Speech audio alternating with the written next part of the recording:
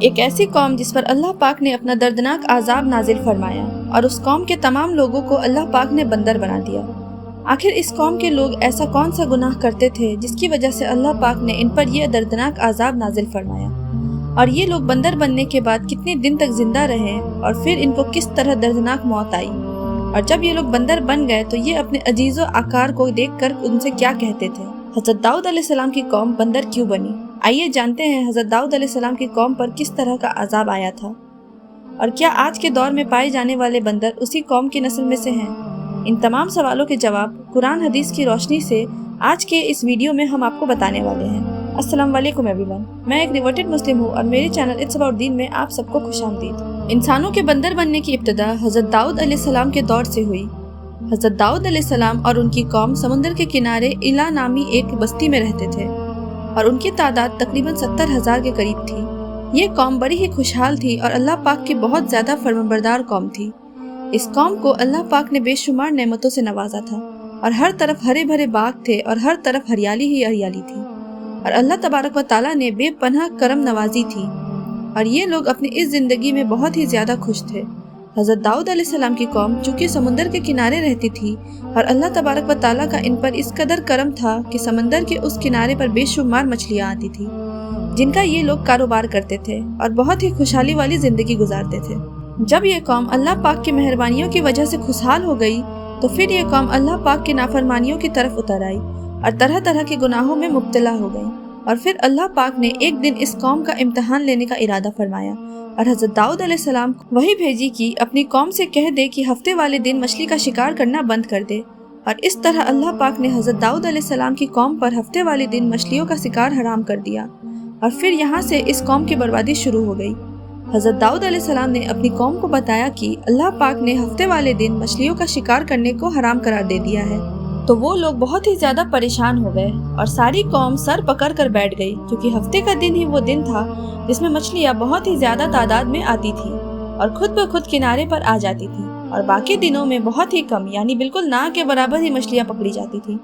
اس قوم کا گزر بسر چونکہ مچھلیوں کے شکار پر تھا، اس وجہ سے اللہ تعالیٰ کا یہ حکم سن کر یہ قوم پریشان ہو گئی۔ یہ لوگ اس بات سے بے خبر تھے کہ یہ صرف اللہ کی طرف سے ایک امتحان ہے اور ان کی آزمائش ہے۔ پھر شیطان نے ایک دن ان کے دلوں میں وسوسہ ڈالا کہ سمندر سے نالیاں نکال کر خشکی میں بڑے بڑے حوض بنا لیے جائے۔ جب ہفتے والے دن مچھلیاں آئیں گی تو وہ ان نالیوں میں سے ہوتے ہوئے بڑے بڑے حوضوں میں آ جائیں گی، اور اس طرح پھر ان نالیوں کا منہ بند کر دیا جائے اور پھر اگلے دن یعنی اتوار والے دن ان کو پکڑ لیا جائے۔ شیطان نے اس قوم کے لوگوں کو برگلایا کہ اس طرح ہم ہفتے والا دن شکار سے بھی بچ جائیں گے اور مچھلیاں بھی ہمارے ہاتھ آ جائیں گی۔ بہت سے لوگوں کو یہ وسوسہ اچھا لگا اور انہوں نے ایسا ہی کرنا شروع کر دیا، اور انہوں نے سمندر میں سے چھوٹی چھوٹی نالیاں نکالنا شروع کر دی، جس کے ذریعے زیادہ مقدار میں مچھلیاں ان حوضوں میں آنا شروع ہو گئی۔ اس قوم کے بدبخت لوگوں کو شیطان کا یہ چال بہت پسند آیا، لیکن اس قوم کے لوگوں نے یہ نہیں سوچا کہ جب مچھلیاں سمندر سے آ کے ان حوضوں میں قید ہو گئی تو وہ مچھلیوں کا شکار ہی ہو گیا، اس لیے یہ شکار بھی ہفتے والے دن ہی قرار پایا جو کہ اللہ پاک نے حرام قرار دیا تھا۔ اس موقع پر لوگوں کے 3 گروہ ہو گئے۔ کچھ لوگ ایسے تھے جو شکار کے اس بات سے منع کرتے تھے اور ناراض ہو کر شکار سے باز رہے، اور کچھ لوگ اس کام کو دل میں برا جان کر خاموش رہے اور انہوں نے شکار نہیں کیا، لیکن دوسروں کو بھی منع نہیں کرتے تھے اور نصیحت کرنے والوں سے یہ کہتے تھے کہ تم لوگ ایسی قوم کو نصیحت کر رہے ہو جنہیں اللہ تبارک و تعالیٰ عنقریب ہلاک کرنے والا ہے اور ان پر اپنا دردناک عذاب نازل فرمانے والا ہے۔ اور اس قوم کے کچھ لوگ ایسے تھے جو سرکش اور نافرمان لوگ تھے، جنہوں نے اللہ تعالیٰ کے حکم کو اعلانیہ مخالفت کی اور شیطان کی ہیلے بازی کو مان کر ہفتے والے دن بھی شکار کرنے لگے۔ یہ لوگ اللہ پاک کے حکم کی کھلا مخالفت کرتے اور ہفتے والے دن مچھلیوں کا شکار کر کے ان کو کھایا کرتے اور ان کو بیچا کرتے تھے۔ حضرت داؤد علیہ السلام کی قوم کے 1200 لوگ ایسے نافرمان تھے جو منع کرنے کے باوجود بھی ہفتوں کو ان نالیوں کے ذریعے شکار کرتے رہے۔ حضرت داؤد علیہ السلام نے ان 1200 لوگوں کو اللہ تبارک و تعالیٰ کے دردناک عذاب سے ڈرایا۔ آپ نے ان سے کہا کہ وہ اللہ پاک کی اس نافرمانی سے باز آ جائیں، لیکن وہ لوگ باز نہ آئے اور کھلے عام شکار کرنے لگے، اور وہ لوگ جو اس بات کو برا جانتے تھے ان لوگوں نے اپنے اور ان نافرمانوں کے درمیان ایک دیوار کھڑی کر دی، جس کی ایک طرف وہ 1200 نافرمان لوگ رہتے تھے اور دوسری طرف وہ لوگ تھے جو شکار سے باز رہے۔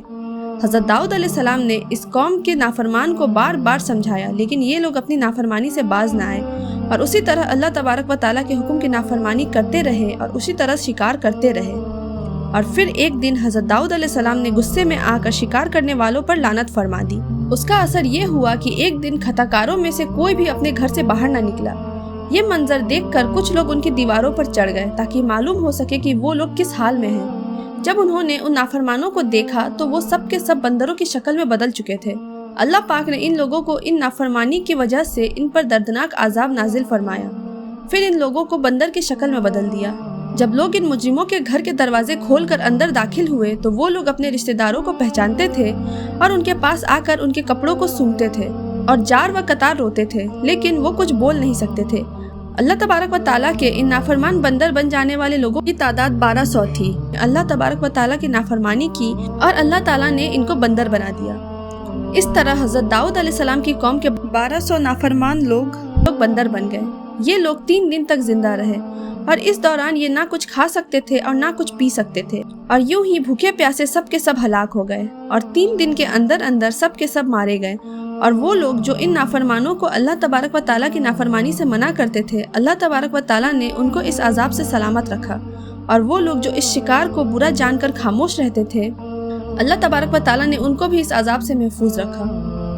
तो अब हम बात करते हैं कि आज के दौर के बंदरों में से कोई बंदर उनकी नस्ल में से भी मौजूद है या फिर आज के दौर में पाए जाने वाले बंदर उन्हीं लोगों की नस्ल में से है। इसके मुत्तलिक रिवायत में आता है कि हज़रत अब्दुल्ला बिन मसूद रज़ी अल्लाह ताला अन्हु से रिवायत है कि नबी करीम सल्लल्लाहु अलैहि वसल्लम से किसी ने सवाल किया कि क्या आज के बंदर हज़रत दाऊद अलैहिस्सलाम की कौम में से है? तो हुजूर नबी करीम सल्लल्लाहु अलैहि वसल्लम ने फरमाया, अल्लाह ताला जिस कौम पर अजाब भेजता है या उनकी शक्लों को बिगाड़ देता है तो ये अजाब सिर्फ उन्हीं पर होता है जिन पर वो अजाब नाजिल हुआ, और उसके बाद अल्लाह तबारक व तआला उन लोगों को हलाक कर देता है और उनकी आगे नस्ल नहीं बढ़ती। इसलिए ये बात गलत है कि आज के बंदरों में भी हज़रत दाऊद अलैहिस्सलाम की कौम के लोग शामिल हैं। ऐसा कुछ भी नहीं है। वो लोग सिर्फ और सिर्फ 3 दिन जिंदा रहे और फिर सब के सब हलाक हो गए और अल्लाह तबारक व तआला ने उस कौम के नाफरमानों को सफाए हस्ती से मिटा दिया।